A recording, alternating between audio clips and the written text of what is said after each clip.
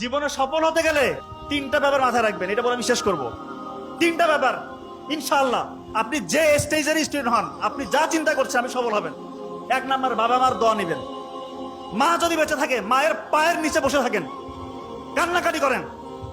মারা অনেক সময় বয়স হয়ে যাওয়ার কারণে একটু উল্টাপাল্টা বলতে পারে, এটা মনে কিছু নেওয়া যাবে না। মা তো বলতে পারে, পান ধরে তাকে মাপ চান, ক্ষমা চান, মায়ের দোয়া নেন, জীবন বদলে যাবে।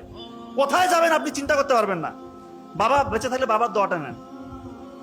দুই নাম্বার হচ্ছে অধ্যাবসায় লাগবে, অধ্যাবসায়টা লাগবে এবং কিভাবে পড়তে হবে সেটা আমি বলেছি, সিস্টেমটা আমি বলেছি।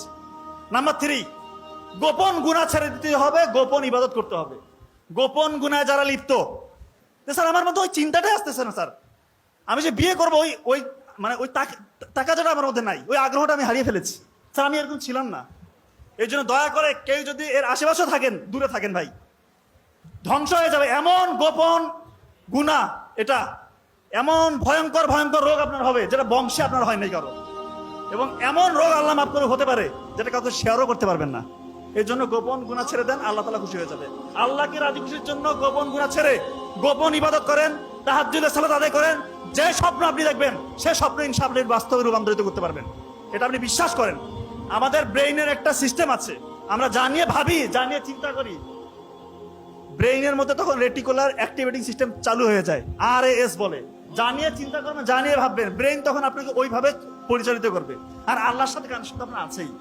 তার মানে এখন যারা চিন্তা করছেন যে আমি বড় ডাক্তার হব বা ইঞ্জিনিয়ার হব, বড় সায়েন্টিস্ট হব, ইসলামীর বড় দিনের দায়ী হব, আলেম হব, ইসলামকে নিয়ে চিন্তা করেন।